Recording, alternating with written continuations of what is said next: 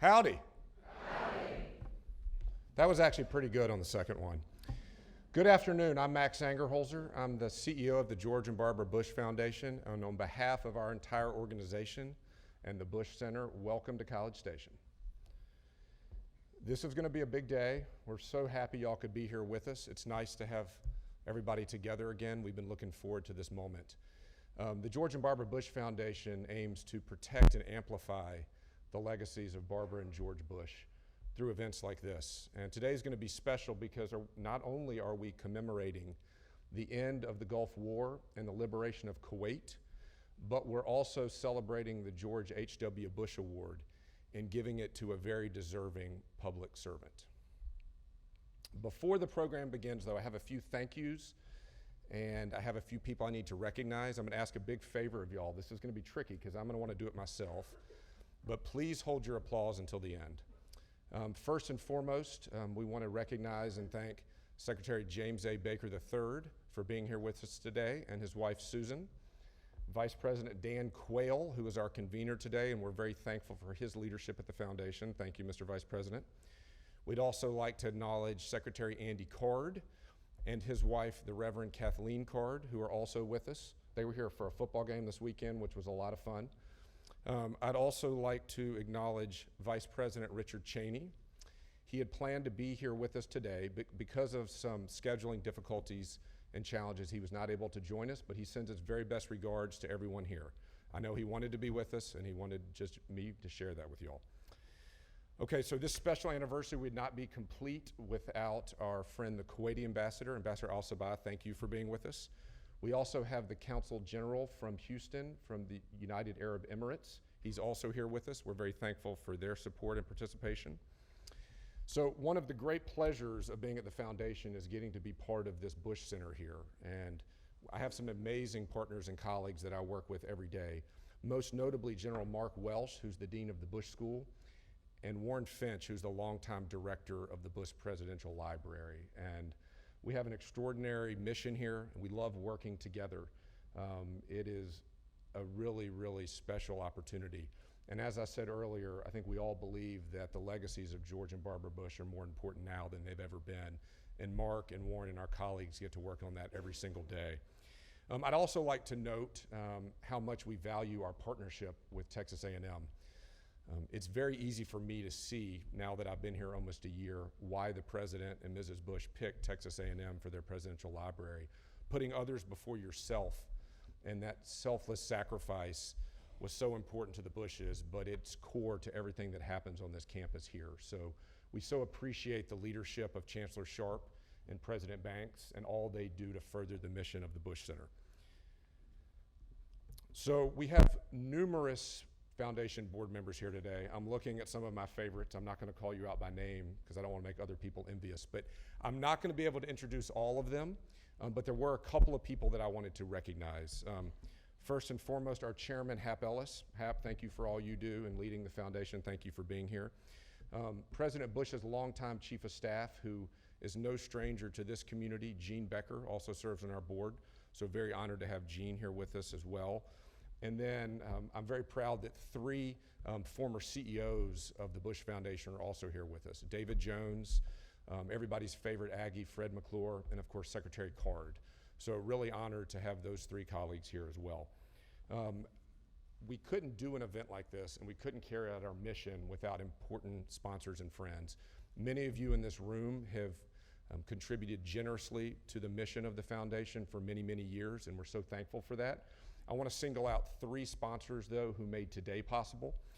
First and foremost, the Court Foundation, which is chaired by Michael Boskin. Very thankful for their support. Also, the Dr. Scholl Foundation, and a special thanks to their chairwoman, Pam Scholl, and director, Dan Mahaffey. And then finally, Anita and Tim McBride are sponsors of this event, and Tim is here with us today. So thanks to all of our sponsors for making this possible. I'd also like to acknowledge the committee for the George H.W. Bush Award. That is chaired by Vice President Quayle, and we appreciate their commitment to the mission of this organization and helping to do the difficult task of selecting the winner of this award. This year's task was not difficult, but it's still a burden and something that they take very seriously.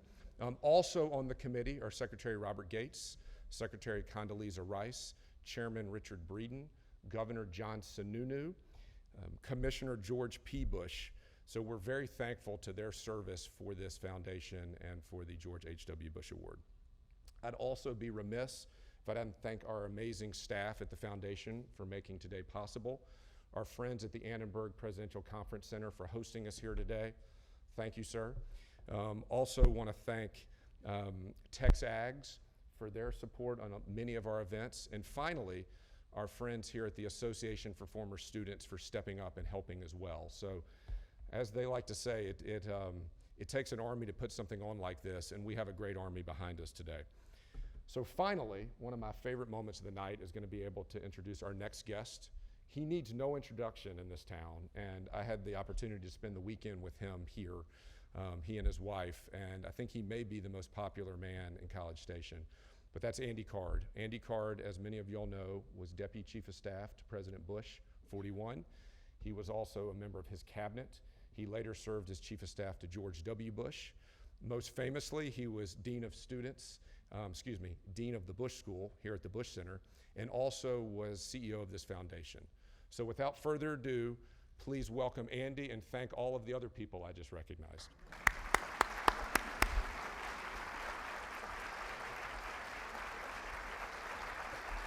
Thank you very much, Max. You're in for a special treat this evening, but I also want to call your attention to the remarkable team that President Bush put together when he was in office and had to deal with many situations. And obviously, you'll be hearing from the former Vice President, former Secretary of State. But I also want you to remember that there was a significant player on that team who gave great service to this country, especially during the tenure of George H.W. Bush and also George W. Bush, and that was Colin Powell. General Powell has passed, but his remarkable legacy lives on because he mentored so many wonderful young men and women in the military who went on to have phenomenal careers. And he demonstrated for all of us what public service is about. And so it had been hopeful that he would have been able to join us here for some of this discussion because he played a major role, especially from his point of view as the military, in what happened in the first Gulf War. But Colin Powell touched many of our lives. He certainly touched mine. I met him in 1983 when I went to work for President Reagan, thanks to Secretary Baker giving me an opportunity that I never dreamed I would have. But I also want you to recognize that Colin Powell had a wonderful partner in his entire life, and that was his wife, Alma. So could we all give a moment of silence and gratitude for General Colin Powell?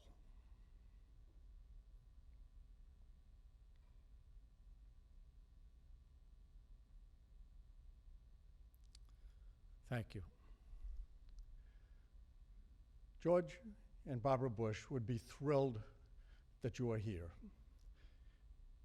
They would even be more thrilled that you're going to have a program about leadership, challenges, diplomacy, politics, military success, sound judgment, and compassion. They love Texas A&M. They love the students that are here. They love the values that are reflected in everyone who is connected to Aggie Land. They're most proud of the Bush School because the Bush School, not only does it have the name Bush, but it has students who are the living legacy of George Bush, who understand what it means to get ready to be a public servant, to serve this great country. And the Bushes certainly did that. So thank you very much for being here. Our first program tonight, we'll actually hear from the Dean of the Bush School. His name is Mark Welch. He's a four-star general, Chief of Staff to the Air Force. But he is committed to public service, and he leads the Bush School and has attracted national attention for the successes that the Bush School students have had. And they truly are the living legacy of President and Barbara Bush. So without further ado, I'd like to introduce Dean Mark Welch of the Bush School. Thank you, Andy.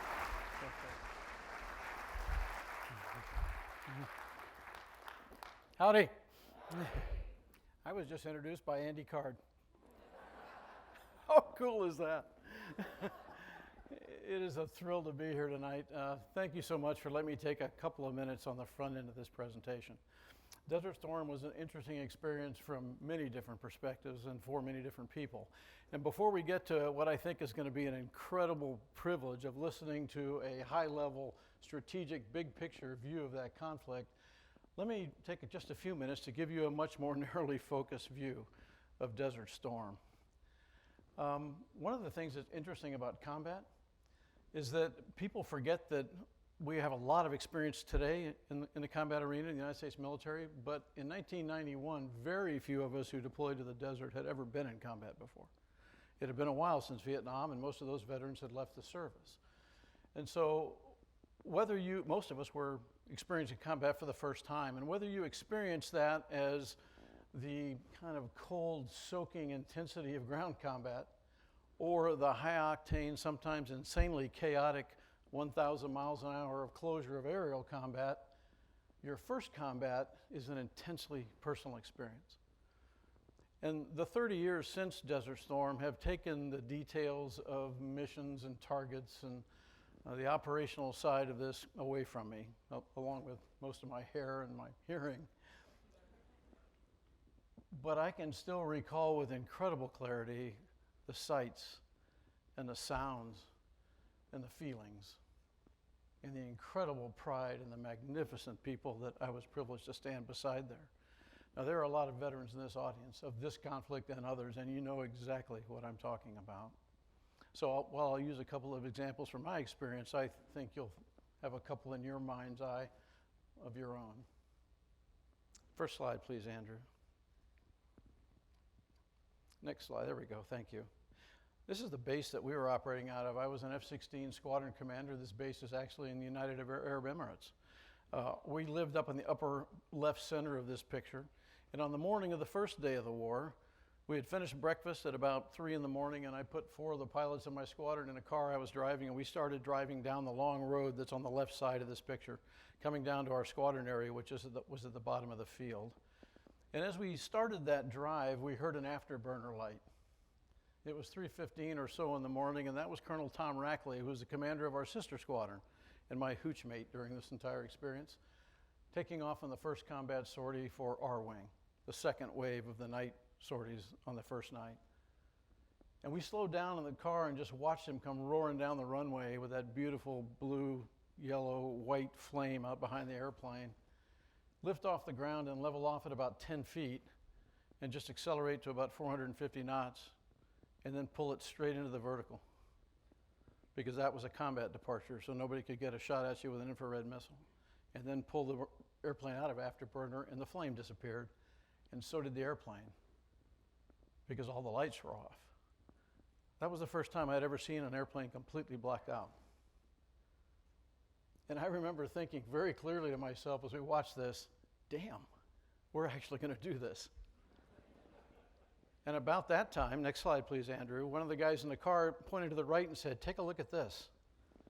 And we were just pulling by the tent city where everybody in our wing was living in the desert as he said that. And I noticed that all the people inside these tents, the people who were off duty, the people who were sleeping, the people who just come back from the gym at strange hours, were all either standing by the edge of the road or walking toward it, because they'd also heard that first afterburner light and they knew what it meant. And 2 things struck me that for some reason I still recall very clearly. The first was that they were all wearing different combinations of things. Some had on part of a uniform, some had on underwear, some were in pajamas, some were in workout gear. Some of them had obviously just come from work or were heading to work and were in full uniform. But the most significant thing that struck me is that all of them, every single one of them, was in contact with the person next to them. They had their hand on their arm, or on their back, or across their shoulders, or they were leaning on the person next to them, or they just grabbed and were holding their hands. They hadn't been in combat either. And I remember very clearly thinking, okay, we're all in this together. We're connected. Not just to the airmen on this base, but to the rest of the U.S. military, our allied partners, the people of Kuwait. It's time to do this. Next slide, please.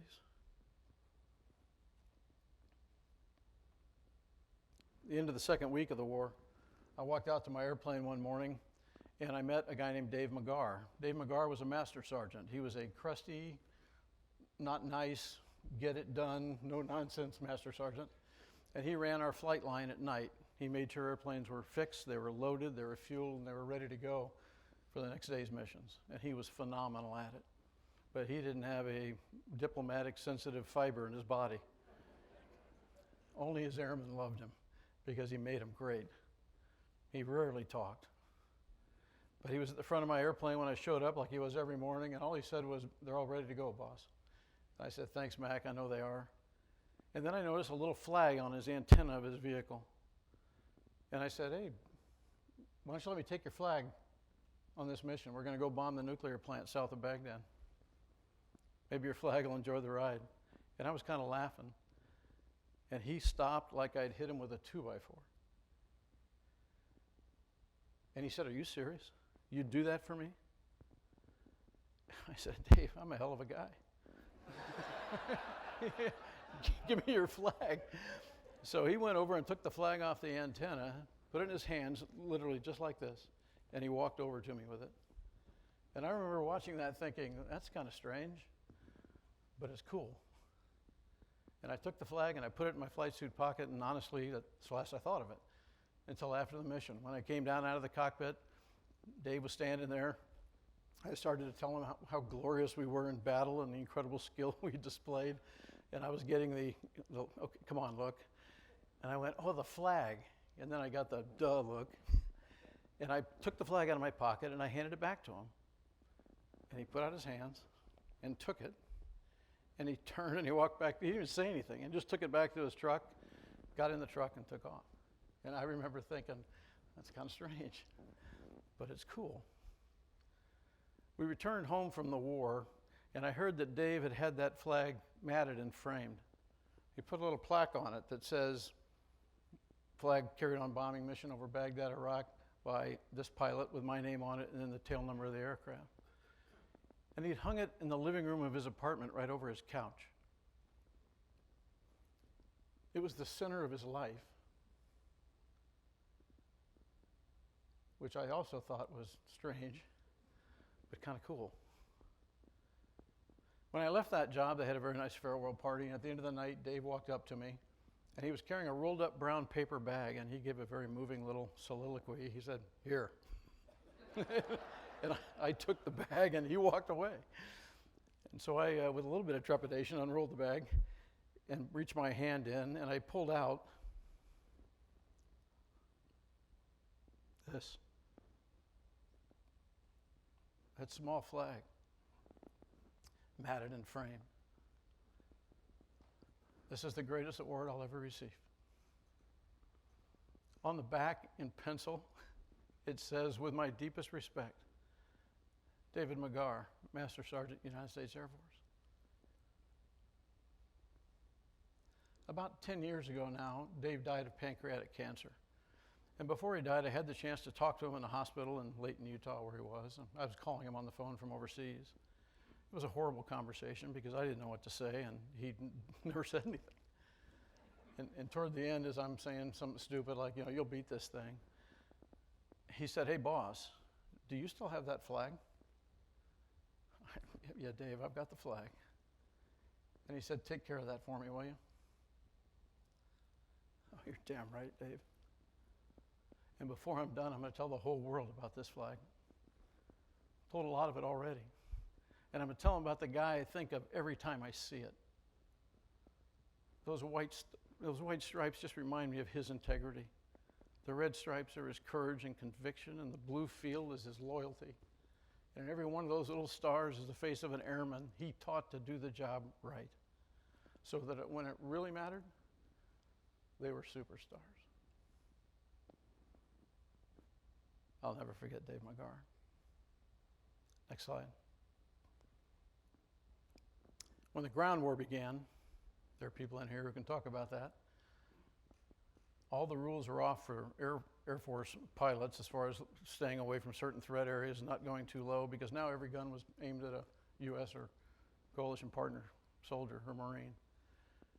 And early in the morning of the first day of ground operations, an Air Force F-16 pilot named Billy Andrews was shot down in southern Kuwait, or excuse me, in southern Iraq. And Billy Andrews went down right about where all those oil fires were you saw pictures of, right on the edge of that, and right in the middle of a retreating Iraqi armor division. We were all flying, and we got a call from the airborne command and control aircraft and said, stand by for coordinates. We have a search and rescue in process. We've lost an aircrew. And so everything went quiet on the net, and everybody pulled out their maps. We didn't all have GPS back then. And they read the coordinates, and we all started plotting them on our map. And then there was this incredible dead silence on the radio, because I think everybody felt the same way I did. They saw where that was on the ground. They knew he was right in the middle of a retreating armor division that we'd been bombing for a month.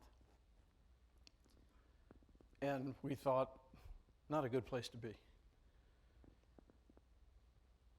The controller came back on and asked for anybody with the weapons and or the fuel to go help with the search and rescue effort. And again, there was a pregnant pause. The first voice that came up on the radio was an Army Chinook pilot. We knew it was a Chinook pilot because all the types of airplanes had distinctive call signs, so everybody could tell what kind of airplane was calling. And that pilot said, I've got the gas, I'll go pick him up. And I remember in my cockpit thinking, you gotta be kidding me. You're gonna take that thing into the middle of a retreating armor division in daylight to pick up one American airman. This is what it looks like when a Chinook takes off or lands in the desert. You're not gonna sneak that dude in there. Now, shortly after that call was made, we heard from the wingman of the guy who had been shot down that he'd been captured. And so the search and rescue mission never happened. This helicopter pilot never had to take the crew there to try it. But we talked for a week in our squadron about the inspiration of that radio call. The fact that there was somebody willing to come get us. I'll never forget the call, and I will never forget her voice. I told this story shortly after coming back from the war to a group, and somebody said, I know who that was. There was only one woman who was certified as an aircraft commander in the Army in the Chinook at that time. Her name's Marie Rossi. Slide, please. So I did some research because I wanted to go meet her and thank her. And sure enough, Major Marie Rossi assigned to the 24th Mech Infantry Division Aviation Brigade at Hunter Army Airfield in Fort Stewart, Georgia. So I said, great, I'm gonna find her and I'm gonna go see her. So I called her unit. Didn't take long to find her. Next slide, please.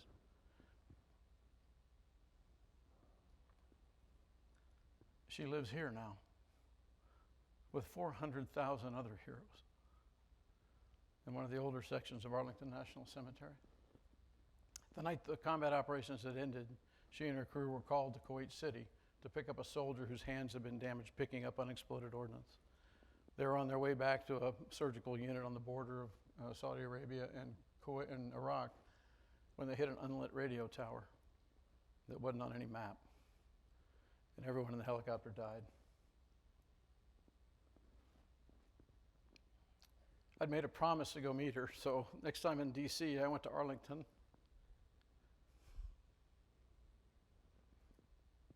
And I went and introduced myself to Marie. I stood in front of that rock, at attention for some reason, and I thanked her for her inspiration, for her courage, for her bravery, for her sacrifice, and for making a difference in the lives of every warrior who heard her that day.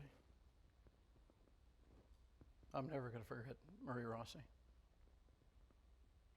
Next slide. On the way back after the war, I ended up with a different squadron. My airplane broke in Spain, and I tagged on to the end of my buddy Tom Rackley's squadron as they were coming back to the States. So I was Widow 25 in Widow flight, the 25th airplane in that flight.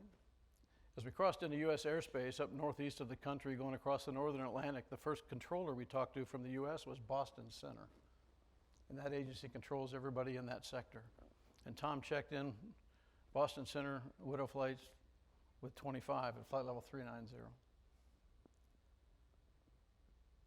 And Boston Center's response was, Roger, Widow, welcome home. And I started crying. I really don't cry that much. I don't know why. There's something about serving your country overseas and fighting for its interests and for each other that triggers emotions when you come home that are different than anything else. Many of you know what I'm talking about. For the 2 minutes after that first check-in call, every airliner on the frequency, I think, passed a message to us. Welcome back, Widow. We're proud of you, Widow. God bless you, Widow. I just kept crying. And shortly after that, we saw the Hook of Massachusetts. The first piece of the U.S. we'd seen in about 8 months. And I started thinking about the fact that I was going home to Betty and our kids. And I was proud of what we'd done and how we'd represented our country. And I was proud of the people I'd stood beside. And so I dropped my mask and I sang America the Beautiful at the top of my lungs. I will never forget how bad it sounded or how proud I was when it was over. Next slide. I never had a chance to talk about my experiences in combat for probably 7 or 8 years. And in 1999, I was a fill-in speaker at the Air Force Academy. I started a new Commandant's Lecture Series because I was the Commandant. And the first speaker didn't show up. So 2 hours beforehand, we heard he wasn't coming, so I threw together a bunch of pictures like the ones I'm showing you, and I just talked to the 4,000 cadets about it. And somebody recorded it, and they published it in the Wall Street Journal, where President Bush read it and wrote me this letter, basically telling me he was proud of me. A former president wrote me a letter. This is the principal reason that I'm at the Bush School. I believe in helping our students prepare for public service. I believe in it deeply. But I also want to make him proud. I owe him that. Next slide. That pride is why the first time I saw this picture in the Presidential Library Museum next door, I decided this is my favorite picture of President Bush. People ask me, well, you can't even see his face. I don't have to see his face to know what's on it. There's pride on there. There's confidence on there. There's sorrow on there for every life lost. American, Allied, Kuwaiti, even Iraqi. There's pride in his entire team that made this possible, the entire governmental team.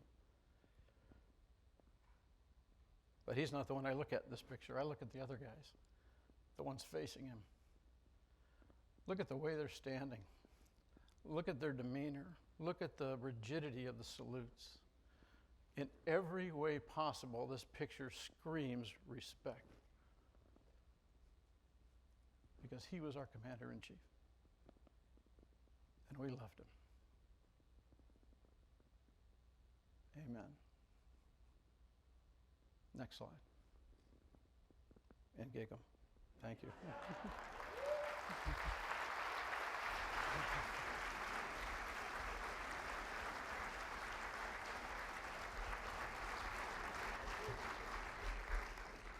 Thank you very much, Dean Welch. You know, it was on this very day, October 27th, 1990, when President Bush was in Hawaii. It was a Saturday. And he met with a group of reporters. He was in Hawaii to get ready to help send some of our sailors over to the Persian Gulf. And I remember his conversation with reporters in Hawaii was about all that we were doing to be ready. We already had 200,000 troops on the ground in Saudi Arabia. The British had 15,000 troops. The French had 11,000 troops. And the president spoke about the burden of sending young men and women into harm's way, and how he was being asked as they were deploying, take care of them, help them on their mission. In that same briefing, he also talked to the reporters about what Saddam Hussein was doing. He wasn't responding to the UN directions. He wasn't responding to the call of the sane world. And he agonized over it. And he said that Saddam would have to comply and get out of Kuwait and free Kuwait. It was unbelievable to witness the team that the president put together. But the most remarkable members of the team were a small group that met regularly with the president. They shared a common mission, but had different advice and counsel. There was no monolithic thinking. There was the will to learn and the courage to do the right thing. And two leaders of that team are with us now. I wish that all of the leaders of the team could be here, but Brent Scowcroft has passed.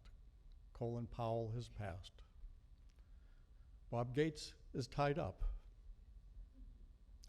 The others just couldn't get here. But now I'd love to call Vice President Dan Quayle and former Secretary of State James A. Baker III to come up and take their seats.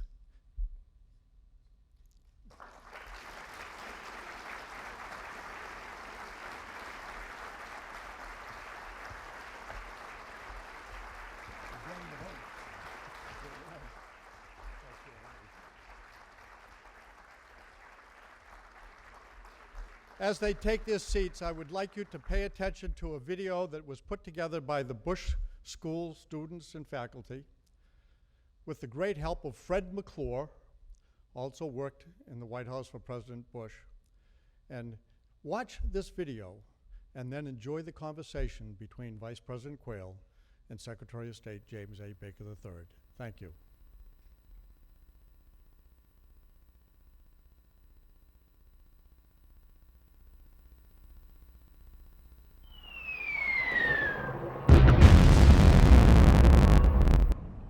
In the early morning hours of August 2nd, Iraqi armed forces, without provocation or warning, invaded a peaceful Kuwait.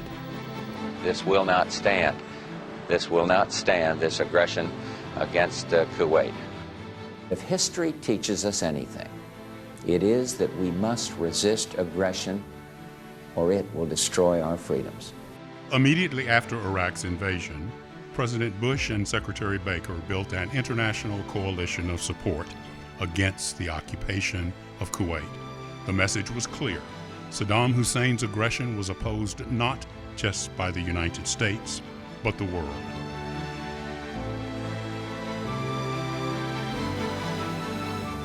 If Iraq does not reverse its course peacefully, then other necessary measures, including the use of force, should be authorized.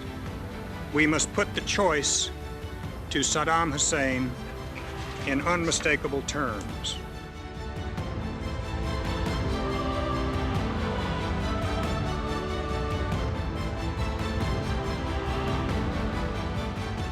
The unprecedented multinational force gathered in the region, prepared for military action. In a final attempt to avoid war, Secretary Baker flew to Geneva and presented Iraq's foreign minister with a letter from President Bush. The letter was rebuffed. After vigorous debate, Congress authorized the use of force to liberate Kuwait. Saddam Hussein started this cruel war against Kuwait. Tonight, the battle has been joined. 28 nations, countries from 5 continents, Europe and Asia, Africa, and the Arab League, have forces in the Gulf area standing shoulder to shoulder against Saddam Hussein. These countries had hoped the use of force could be avoided. Our goal is not the conquest of Iraq. It is the liberation of Kuwait. After 6 weeks of air attacks, Allied forces began their ground offensive to remove Iraqi forces from Kuwait. In addition to senseless human atrocities against the Kuwaiti people, Iraq set fires to scores of oil wells and production facilities. After just 3 days of ground combat, Iraqi forces fled Kuwait. Kuwait is liberated. Iraq's army is defeated. Our military objectives are met. Kuwait is once more in the hands of Kuwaitis in control of their own destiny.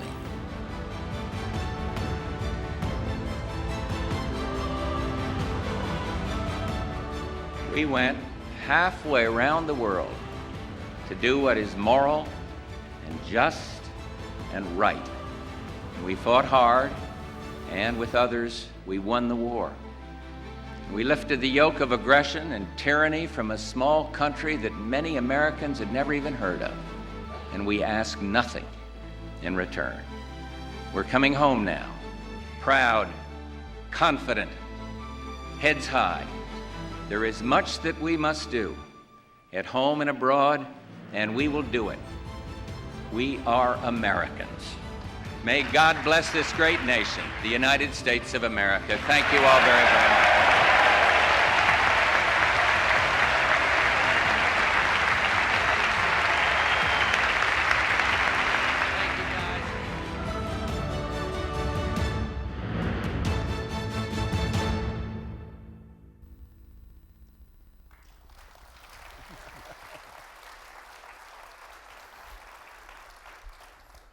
Wow, 30 years ago, it's hard to believe, but General Welsh, thank you for sharing those very insightful and very poignant thoughts.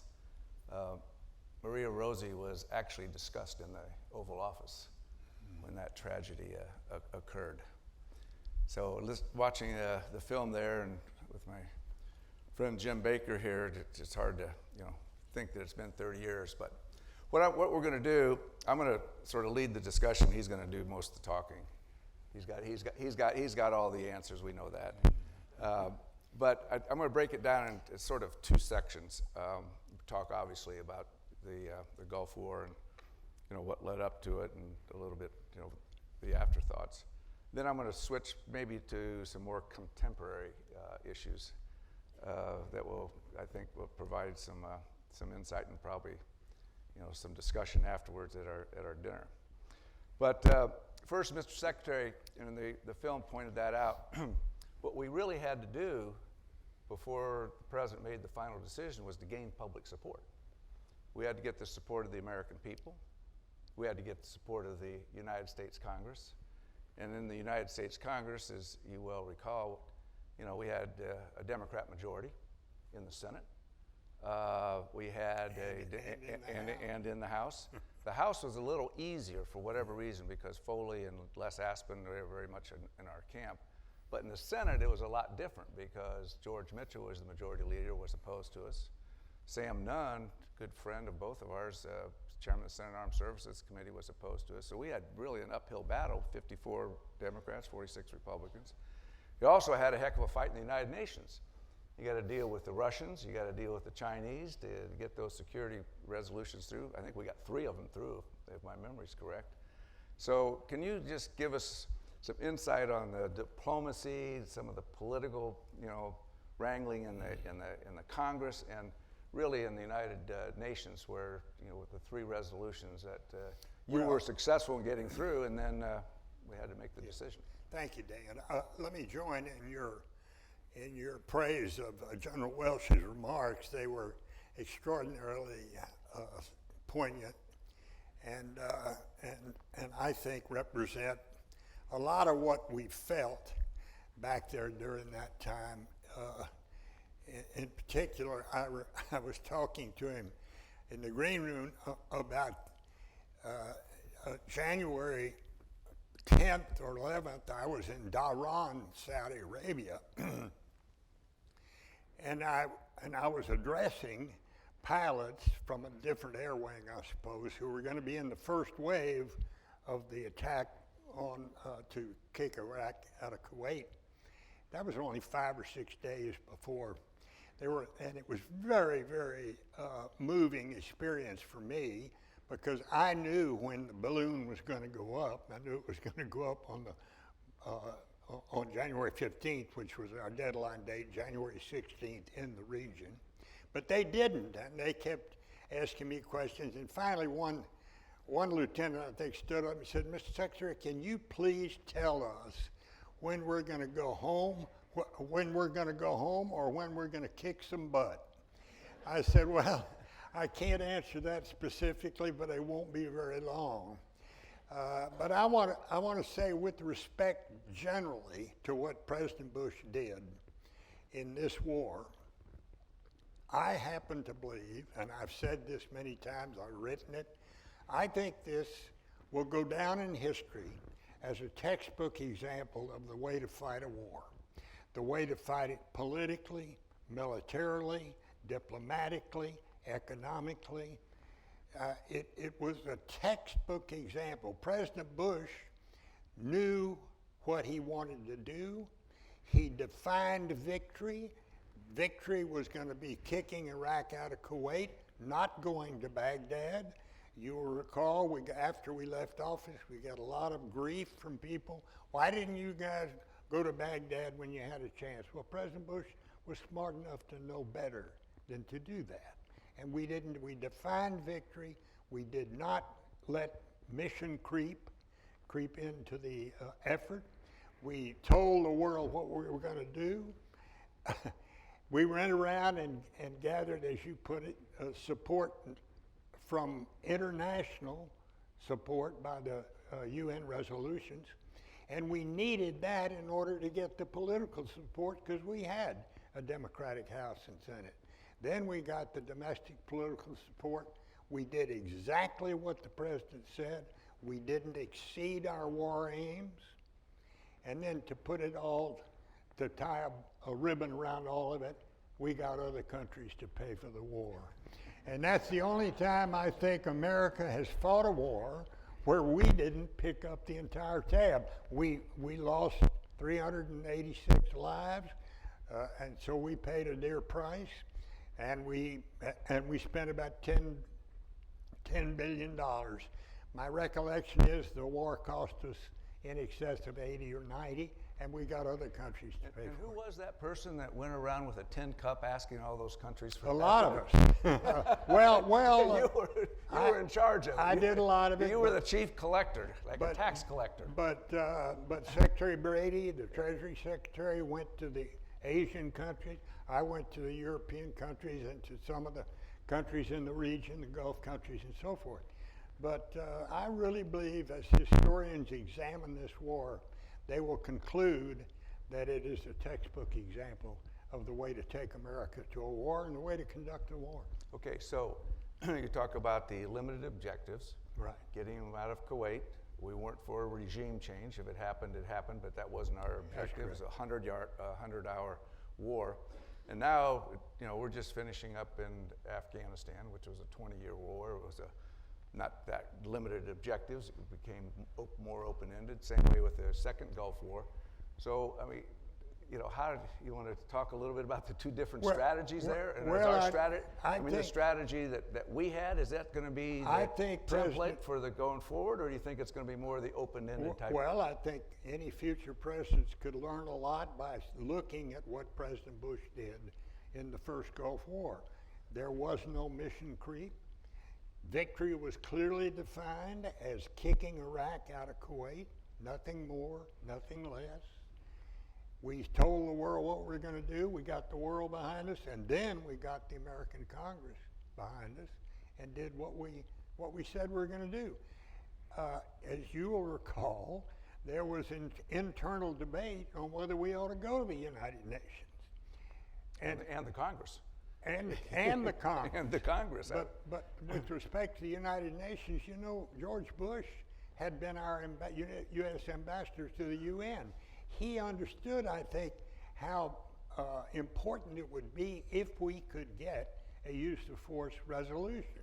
That had never happened in history, except during the Korean War, when the Russians walked out and we were able to get a use of force resolution in that war. So it was a dicey thing. I was very much in favor of it, as you will recall, and we set it up, Dan, in a way where I was in the chair. We made it a ministerial meeting of the UN Security Council, and foreign ministers were in the chair. So I kept telling people we ought to do this. We need it in order to build the political support domestically. And if we think we are not going to get it, we'll never call the vote because we'll be in the chair. So there'll be no risk from that standpoint. The beauty of it was, once we got that resolution authorizing the use of force, and by the way, we did it with China. We got China to abstain, and we got Russia, the Soviet Union at the time, to support it. And then we were in a position to go to the Hill and tell a recalcitrant senator, you mean you're not going to support the president in this endeavor, but the president of Ethiopia is supporting it? Yeah. And it was very effective.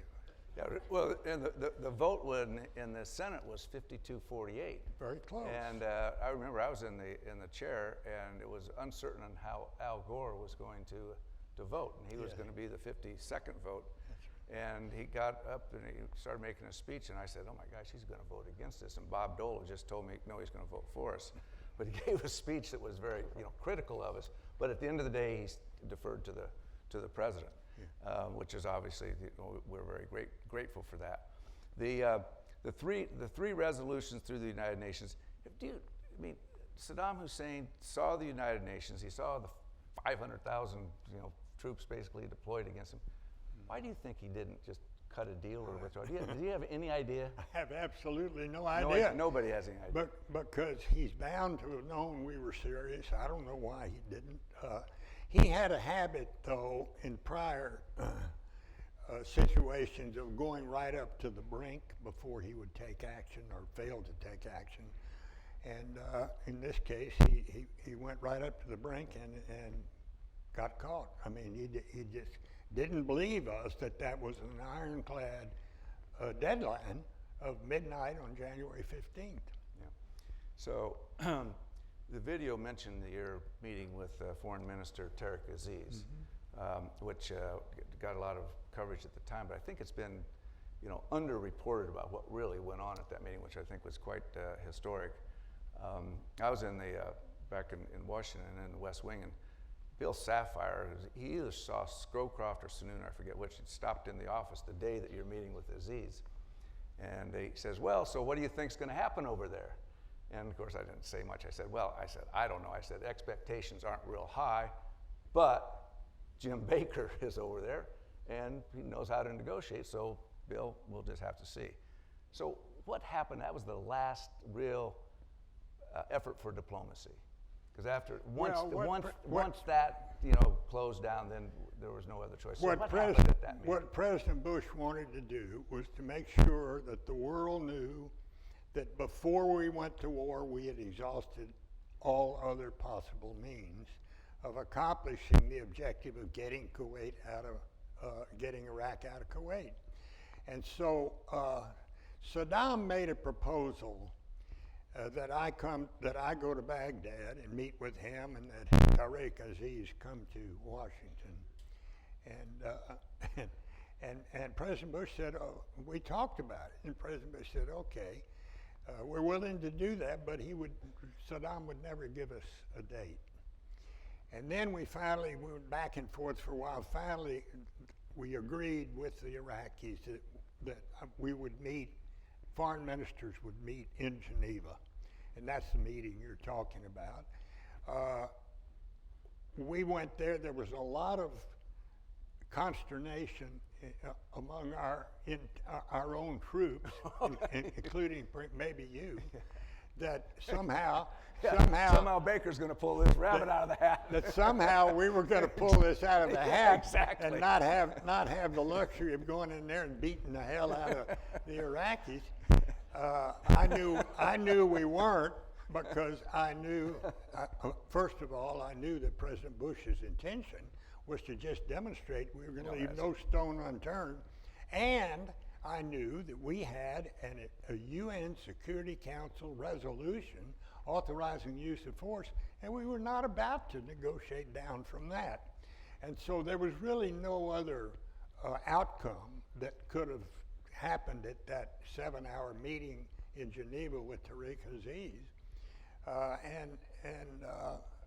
At the meeting, it's very interesting, at the meeting, he did refuse to take the letter from the president. Tariq Aziz looked at it. I said, here's a translation copy. And he looked at it and said, this is not written in the manner that's proper for communication between heads of state. Because we, in effect, said, you get out or we're going to kick you out. That's what the letter said. And so he wouldn't take the letter. And he said at one point, he said, we're not going to accept the letter. You may show it to the press. I said, well, you know, I'm sorry to hear that, but we may well not show it to the press, and you're the only person on your side of the table who's read the letter, and you're not going to accept it. He started going a little bit like this, and they never did accept the letter. We talked for 7 hours. Finally, at the end of the meeting, I said, well, Minister, I said, he wanted us to give him something to get out of Kuwait. Agree to something on the Arab-Israeli dispute or something else. And we said, no, the UN resolution says you will get out, and you will get out unconditionally, and we're not going to negotiate down from that. At the end of 7 hours, I said, well, Minister, I don't have anything more to say. Do you? He said, well, no. He said, I said, I suppose we should brief the press. And I said, you may go first if you wish. And he said, no, I want you to go first. So I said, okay. I went down there, and there was a humongous crowd in this big, almost gymnasium of press people. And I started my remarks by saying, regrettably, and the minute I said regrettably, all of the wire service reporters got up and left the room to file their stories. But it accomplished what President Bush wanted us to accomplish, which was to show the world we were not hip shooting here, gun happy. We were going to not leave any stone unturned. So what do you think would have happened to Tariq Aziz had he taken that letter back to Saddam Hussein and presented it to him? Why wouldn't he? I have no idea. Okay. You know, Tariq Aziz, he was a very cosmopolitan Iraqi. He spoke excellent English, but he was obviously a total captive of Saddam, as everybody was in that society. And Saddam had no reluctance whatsoever to cut somebody's throat, and he would do it even do it sometimes himself, as you probably know from the briefings that you got. But Tariq Aziz was not an unreasonable person. I have no idea what might have happened if he'd taken the letter. I've always wondered that. So after the war, clearly the United States is close to the pinnacle of the power. The Berlin Wall hadn't come down, the Cold War hadn't actually been won, but we're clearly on that path. Well, the wall had come down. The wall came down. That's right, came in down in 89. 89. That's right, the wall had come down, but Soviet Union was still there. So America's at the pinnacle of its power. Let's fast forward to today, 30 years after the Gulf War and the victory. I've had 2 international trips in the last 4 months. And Jim, everywhere I go, they go, what's going on in America? Well, I'm sure you answered that. No, I actually said, no, I've got a meeting coming up with Jim Baker, and he's going to tell me exactly what I should say. It's like those briefings you used to give us in the Oval Office. You're going to tell me what I should have said on this thing. So, I mean, our allies. Well, the proper answer would have been, who the hell knows? Well, I mean, but so, as a country, we had the Trump years, and now we got the withdrawal from Afghanistan. People are wondering. So what should our allies? What are our friends around the world? What should they think? I mean, where do you see the United States today? Well, I think it's sad that we have to a large extent withdrawn a little bit from our large extent, little bit. See, I'm covering both sides there. We've withdrawn from our leadership position in the world, and that is really regrettable, because the world's better off when America leads. When we're engaged internationally, we are a force for peace and stability. We never, as President Bush said in that little video clip, we didn't ask for anything. We did this because it was the right thing to do. We do that so often. We go in, we take a heavy burden when we assume leadership internationally, but it works well for America, and it works well for the global community, I think, because when we're engaged, we're a force for peace and stability, and we don't want any part of another country's turf. We don't want to get in somebody else's sandbox. And so it's regrettable that we have sort of withdrawn from that leadership position. Now, leadership internationally does not always involve military action. And we've made some mistakes in mission creep type things and so forth. Afghanistan turned out, I think, to be, in the final analysis, we let mission creep take over there. We went in there to take get Osama bin Laden, who was there. But then he went to Pakistan, but the inertia of the bureaucracy tends to take over. And that's why what President Bush did, George H.W. did here in Kuwait is so perfect, because he did not let the mission creep into something else. We had a lot of pressure to go to Baghdad. He was smart enough to say, we're not going to do that. And I think militarily it's important. Diplomacy is best conducted with a mailed fist, which means, of course, that you got to have the military behind you. And we have the most, as General Welsh has reminded us here, the most remarkable and committed military in the world. And we can do pretty much anything. But leadership doesn't necessarily require that we go to war. There are plenty of ways we can lead. We can lead politically, economically, and otherwise. So I just think it's regrettable that we are now in a position where we are not leading in the way we should be. The Trump administration was responsible for a lot of that. America First is a great slogan, but America thrives, America benefits from our engagement abroad, and our engagement. If we don't lead, somebody else is. There's going to be a vacuum, and others are going to move in there. So it's really important that we find a way to reaffirm these alliances. You know, our alliances in Europe and Asia are force multipliers for us. They're very, very important to us. And you know, I remember the last administration started off with comments that NATO was obsolete. Well, come on, give me a break. That's simply not true. And we need to find a way to get back to leading domestically and internationally. No, well said.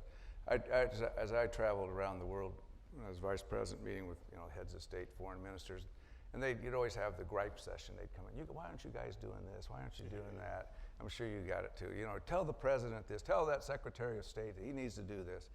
And so I'd finally, after once in a while, I'd turn to him. I said, "Okay, fine. Look, America.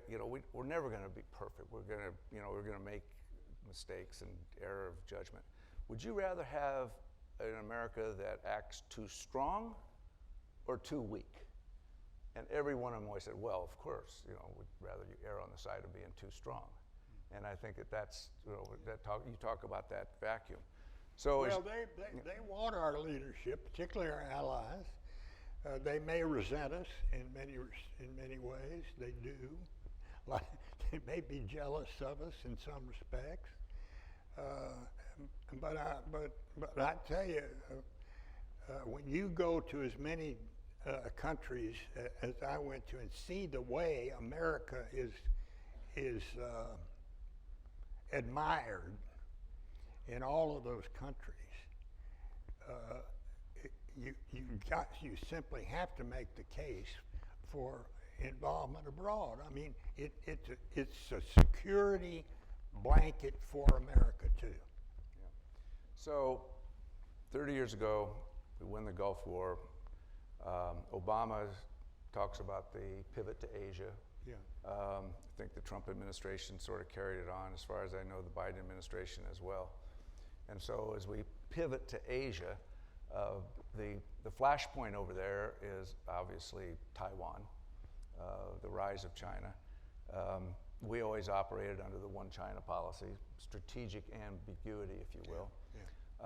Recent comments have sort of put that strategic ambiguity, if you will, a little bit. I don't think so. I think they walked it back. They walked it back, but at least the fact that they're even having to walk it back shows that there's a change. Japan's changed, its attitude toward Taiwan. When Prime Minister Suga came to visit President Biden, and that joint communique they put out for the first time since decades, they mentioned Taiwan. So Taiwan is obviously on everybody's viewpoint, or everybody's radar. So how do we manage that situation? I mean, what advice? I mean, give us some Jim Baker insights, advice on it. I mean, this is going to be the issue, and when we look at a next potential conflict, which I don't think it's going to happen. If it does, it's going to be very unfortunate. And I'm not for having, like some of my friends are for a Cold War with China. I think that's also wrong. You need one of engagement. You can have the competition. So tell us what's.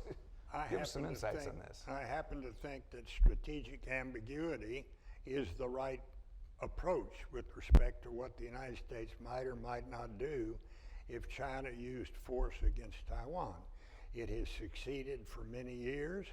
It doesn't let the Chinese know what we might do, which I think is the right approach.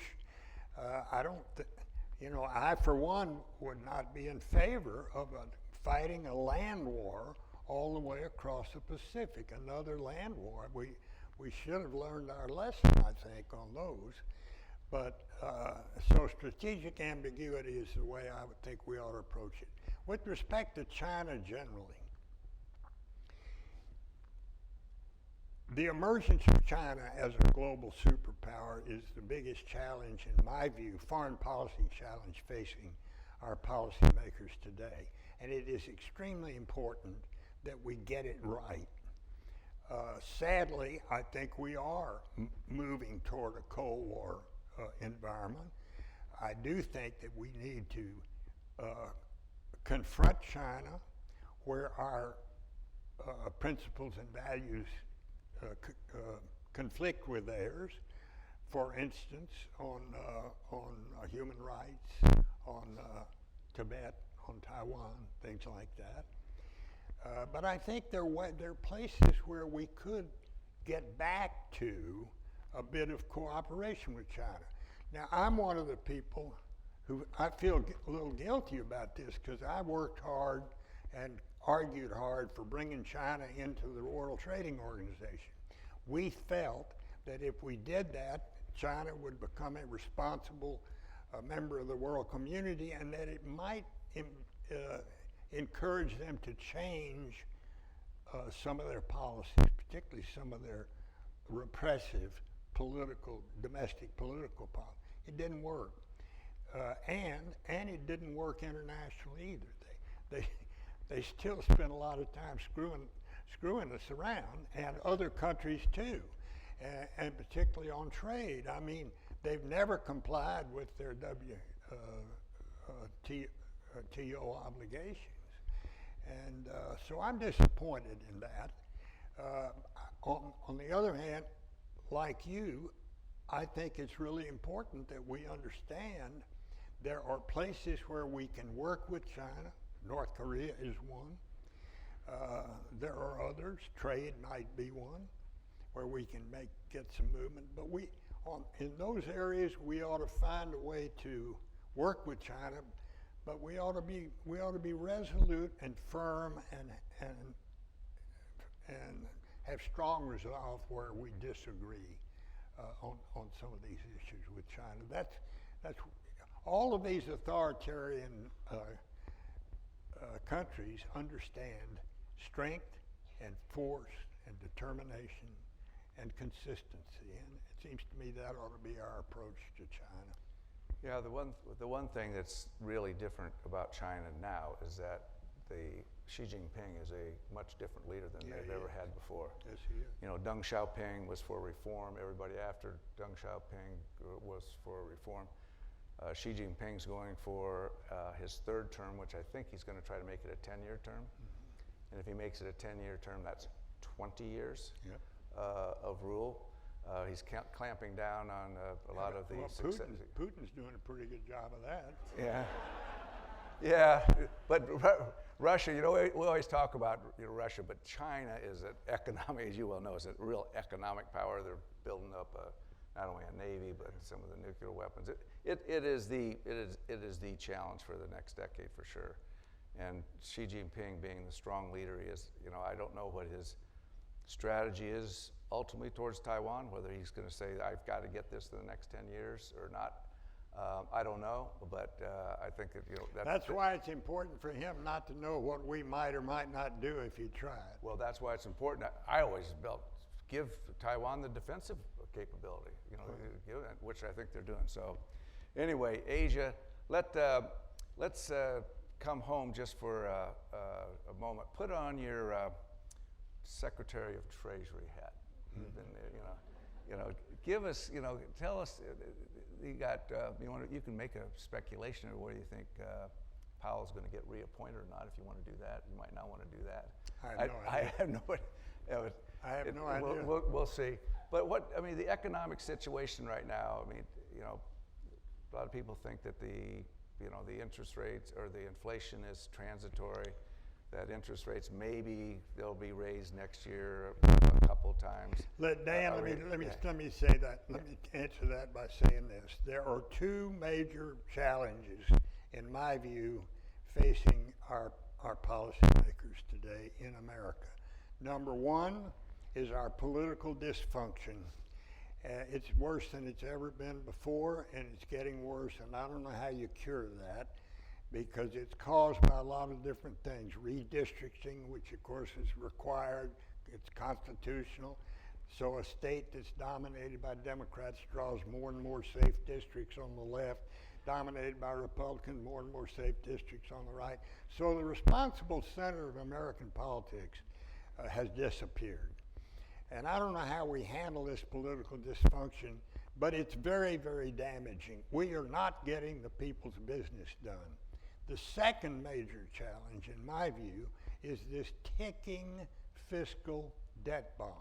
We don't hear this anymore. You know, we Republicans used to talk about, we used to be debt skulls, and I still am one, but that may be because I'm 91 and a half years old. But I'll tell you, this debt, putting on my Treasury hat, this debt bomb is going to bite us big time. When interest rates start going up and staying up, and it looks now more and more like they're going to stay there at least for a year or so, we're going to be paying inordinate amounts of debt service to China and Japan and other countries that own our debt securities. And there's no way out of it, because there is no fiscal cooperation or fiscal fix. President Obama appointed a commission, the Simpson-Bowles Commission. That was a good commission. It suggested Republicans needed to accept more revenue increases and Democrats needed to put a lid on spending. Well, we're going in the exact opposite direction. I should say, too, that Obama then rejected the findings of his Simpson-Bowles Commission. But that's the only way I know fiscally that you can do it, and we're not going to get there. So how are we going to get out of this fix? Debt to GDP of 108%. That's unsustainable. How are we going to get out of it? I'll tell you how we're going to get out of it. And this is horrible. Because the fix is worse than the problem. We're going to inflate our way out of it because there's gridlock. We cannot get any fiscal measures through. and now the administration is talking about another $2 trillion in social spending. We just spent 1.9 on COVID, 1.9 trillion. I mean, where does it end? Where does it end? You can. I used to say, we make money the old-fashioned way. I used to say when I was Treasury Secretary, we make money the old-fashioned way. We print it. It's true. We're just printing money. It's really, really, it's going to be a real problem. But we don't hear that anymore. We used to hear it from all Republicans. We don't hear it anymore. We need to get back to that because it is a very serious problem. Yeah, I can remember in the House and Senate, we were all trying to talk about a constitutional amendment to balance the budget. Remember that? Yeah. Well, that's great, except that they raised taxes to do it. Well, yeah, but it never got to too far. Well, but the Republican Party, you're right. We used to somewhat worship at the altar of the balanced budget. Look, and Trump took care of that. I was Ronald Reagan's Treasury Secretary, and what does he used to say? The 5 scariest words in the English language are, "I'm here from the government, I'm here to help you." He believed it. Well, that's right. I mean, he was right. So, I think you were, campaign manager for 5 presidential campaigns, something like that. So you've got good political antenna. So looking at 22, you've got, that the House got, I think the majority is like 4, something like that, 4 or 6. Senate's essentially tied. Yeah. In the Senate, the Republicans are looking at, 4 possible races. New Hampshire, if Chris Sununu runs. Arizona, Doug Ducey, if he runs, be a good possibility. Maybe Herschel Walker down there in Georgia. Laxalt's running in Nevada. But then you got tough seats. North Carolina's an open seat. Ohio's an open seat. Wisconsin's going to be tough. Missouri's an open seat. So I don't know. It could be another 50-50. So looking at 22, just give us your political assessment of what you think might or might not happen. I don't have any crystal ball, but the policies that this administration are pursuing are very unpopular policies. And the race in Virginia is worth looking at very closely. Glenn Youngkin went to Rice University in Houston and then became head of the Carlyle Group, a merchant banking firm that I was associated with. He's a fine candidate, and he has hit on something with this school education issue that's got real saliency, and I think it's got legs, and we're going to see how it comes out here in 6 or 8 days. But if Republicans can win the governorship of Virginia, as blue as it has turned, that's a very big deal.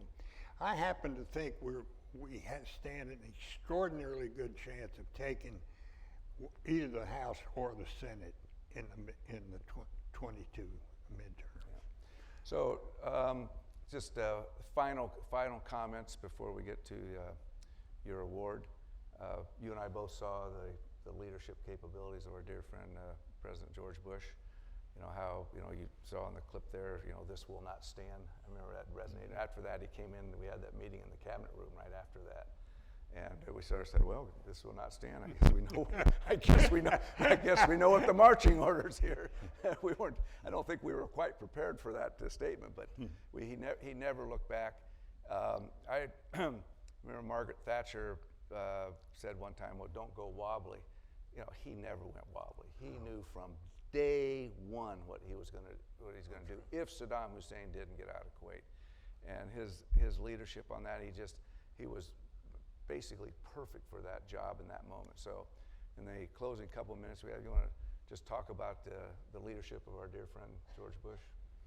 Well, just look at the record, but before I do that, I need to tell you, of course, I go a long ways back with George Bush. And so I was in a position to tell him, he said one time, the thing I like about Jim Baker is he tells me what he knows I don't want to hear. Even though he knows I don't want to hear it, he'll tell me what he thinks. And so I went to him after that, this will not stand, okay? That took everybody by surprise. I said, hey, Heffy, that's what I used to call him. I said, Heffy, you do understand now that this has all the ingredients that has brought down a lot of previous presidencies. You know, $40 oil, at that time $40 was a lot per barrel, $40 oil, body bags and all the rest. He said, yeah, I know it, Bake. He said, but it's the right thing to do. But he didn't rush into it. You're right, he knew from day one that aggression, that unprovoked aggression should not stand, and that if, and we were the only country in the world really that could do something about it. And he took the position he took because it was the right position. But look at the extraordinarily adroit way that he went about putting the coalition together, building international support, building domestic political support, doing the military operation. You know, we had 500,000 troops in the Gulf. I never will forget. Well, and don't forget this: we had not only our NATO allies, we had Arab countries that sent troops. How about Syria? Syria sent troops to help in that, so it was an incredible accomplishment. And I think, as I said at the beginning of the program, it should serve as a textbook example of the way to fight a war. I was going to say something else, but you know, every now and then at 91 you get what we call a senior moment. Well, I just had one. Does that happen? No, not what? Not to you. Well, anyway, Jim, thank you very much. Thanks a lot. It's really great. Thanks. I think we stay seated.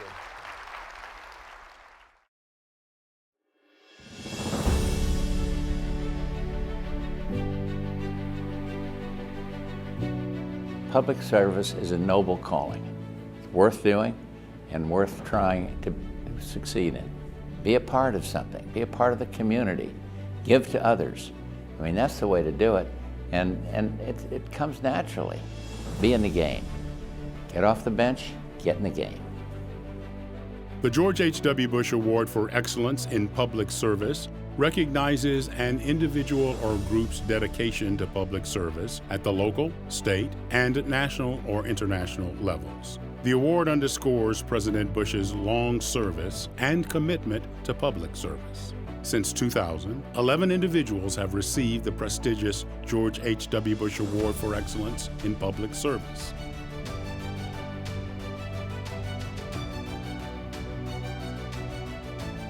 Our 41st president admired men and women of honor and who have the courage to do what is right, no matter the consequences. He respected those who fought for sound principles without sacrificing their civility, and he deeply prized friendship.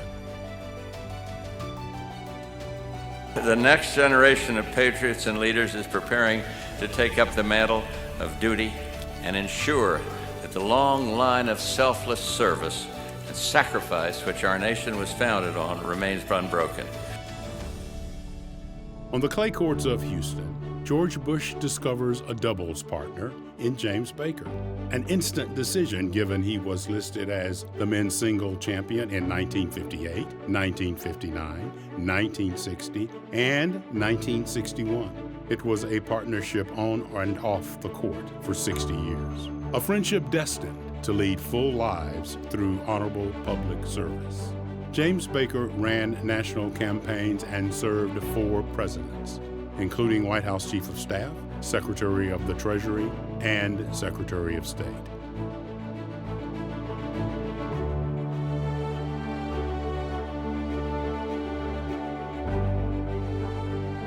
James Baker believes negotiation, not confrontation, is the pathway to peace.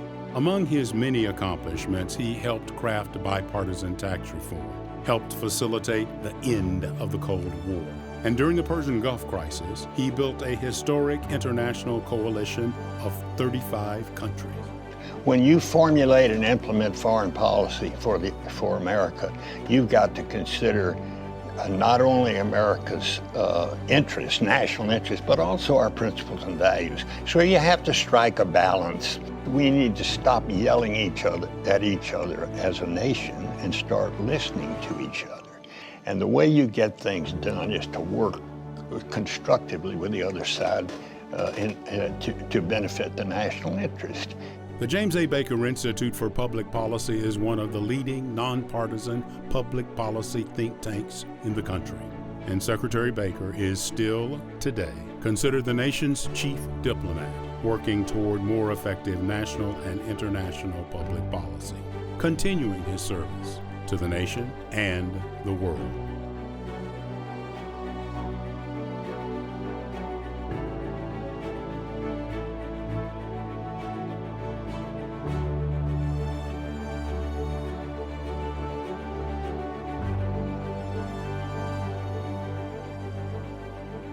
The Honorable James A. Baker is the most deserving recipient of the 2021 George Bush Award for Excellence in Public Service.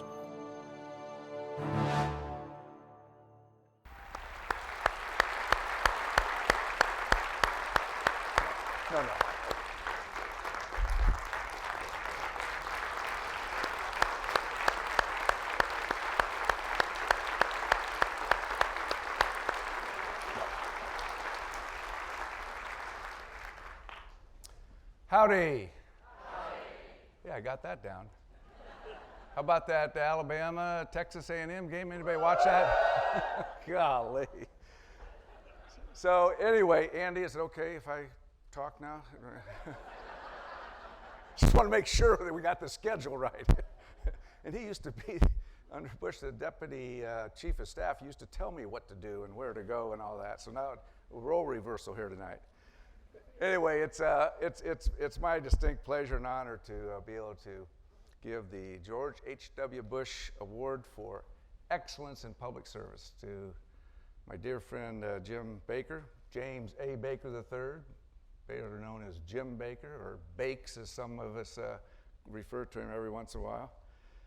Public service, I mean, there's nobody who's had a more distinguished career in public service than Jim Baker. Secretary of Treasury, Secretary of State, 2-time Chief of Staff to the President. And I think that Chief of Staff job is one of the toughest jobs in Washington. And I thought it was a rather slick move you had when Don Regan called up and said, after the first 4 years of the Reagan administration, he said, "Hey, why don't we switch jobs?" And you said, "That's a great idea." You got Treasury and he got the Chief of Staff, which I think that Chief of Staff is a really tough job. You did a tremendous job for both presidents. 5-time presidential campaign manager, 5 times. And that's just in the life of his public service. And that's what this award is all about. Jim, I think we probably first met in probably 1981 during the Reagan administration. That's almost 40 years ago. Our wives became very good friends. I see Susan, Marilyn sends her very best, Susan. I know you were good friends over the years. I played golf periodically with Jim Baker. We were talking about that earlier, the golf games.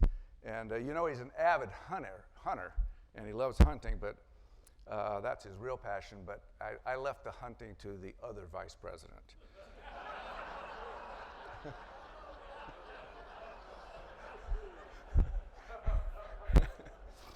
So I was trying to think, maybe of sort of one special moment of memory with Jim Baker and Dan Quayle. So, it's not his great diplomatic skills or his political knowledge, his policy, his exercise of power and all that. Goes back to New Orleans, 1988. Tuesday, 2 p.m. I'm to call a number, and I'm going to find out if I'm the nominee or it's Bob Dole or someone else. So Meryl and I are in the hotel room. We have the television on, and we see this. It was the Spanish Plaza. I didn't know at the time, but that's the Spanish Plaza. People filling up with people because the announcement's going to be made at 4 o'clock. So I call this number, and who do I get? Jim Baker. And so momentarily I thought, oh God, I've lost. And he says, here, hang on for the Veep, who was the president at the time, or vice president at the time. So he hands me the phone to the then Vice President George Bush, who makes the formal offer, and he says, Dan, we need for you to show up at the Spanish Plaza at 4 o'clock. And I said, okay, well, I don't know, where's the Spanish Plaza? He says, no, just be there at 4 o'clock. I said, well, I'm watching television, there's a lot of people there. He says, no, just be there. He says, here, talk to Jim Baker. So Baker gets on the phone, he says, Dan, you're supposed to be at the Spanish Plaza at 4 o'clock. I said, yes, Jim, I know. He says, this is your first assignment. Don't screw it up.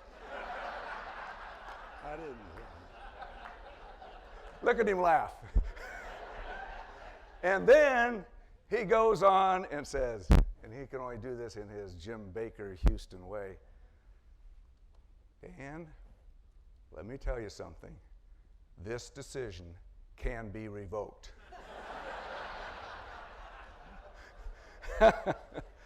So I've met many, many people, great talents in Washington. Some people are very good politicians. Some people are steeped in policy, call them policy wonks. Some people have great people skills. They hire good staff, and as you well know, staff is very, very important in Washington or any place in life. And finally, there were those that knew how to exercise power and influence, how to get things done. There were very few people that had all four of those, that understood politics, that understood policy, that understood people, and understood power and how to get things done. Jim Baker has all of those qualities. I would say that the Bush-Baker combination, friendship and partnership, was probably the most consequential partnership in American history. I mean, in 4 years, look what they accomplished.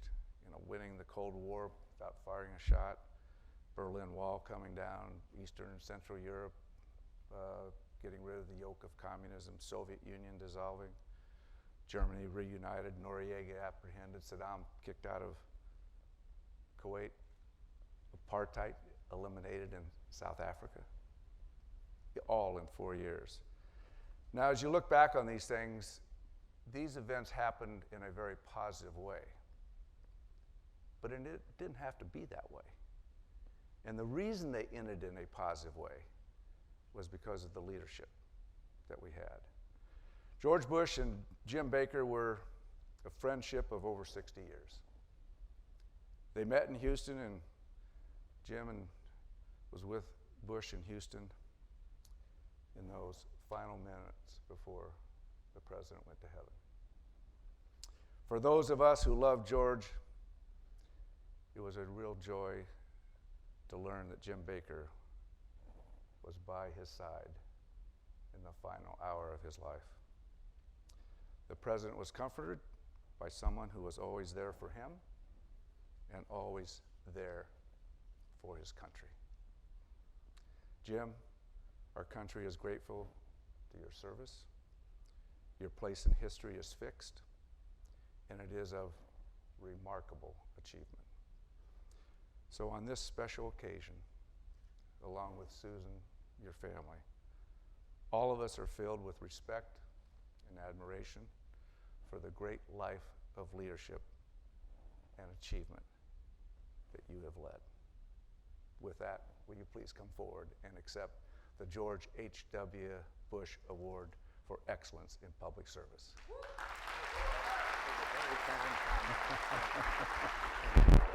Very nice.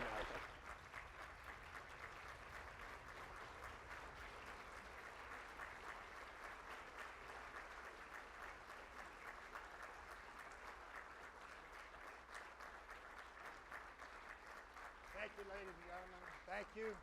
Thank you, Mr. Vice President, for those extraordinarily generous remarks. And special thanks as well to the George and Barbara Bush Foundation. It is a real honor for me to receive this award named after one of the greatest leaders of our lifetime. I said in the dialogue with Dan that I used to call him Heffy. And he used to tell me that it's really important to give back to your country. He loved encouraging people to get into politics and public service. He used to say, you know, you need to get off the bench and get in the game and get your uniform dirty. The leadership qualities that George Bush displayed throughout his decades of public service, I think, place him in the pantheon of our finest Americans. He was really an humble person, a humble man of action, whose deeds spoke louder than his words. He also led by his example. As a result, he presided over a time of grand opportunity and tremendous change.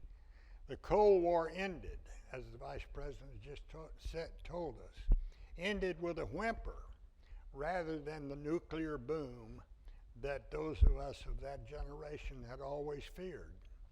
Germany was reunited after 45 years of separation following World War II, an incredible diplomatic feat by George Bush. And the United States, as we've seen here today, put together an unprecedented international coalition that countered aggression in the Middle East. Those and other spectacular accomplishments, I think, make George Bush the very greatest one-term president in American history, and with Dan Quayle by his side, one of the very best presidents we have ever had. Now, Heffy, I know you're looking down on us tonight, and I want to thank you. I want to thank you for allowing me to take that wonderful ride with you through history. And as you always used to say, Bake, who'da thunk it? Indeed, who'da thunk it? They used to characterize us as two guys with no vision, no vision whatsoever. And anytime something would happen that was consequential, and I'd be with him or talk to him on the phone, he'd say, Bake, who'da thunk it? So thank you all very, very much, and thank you for this honor.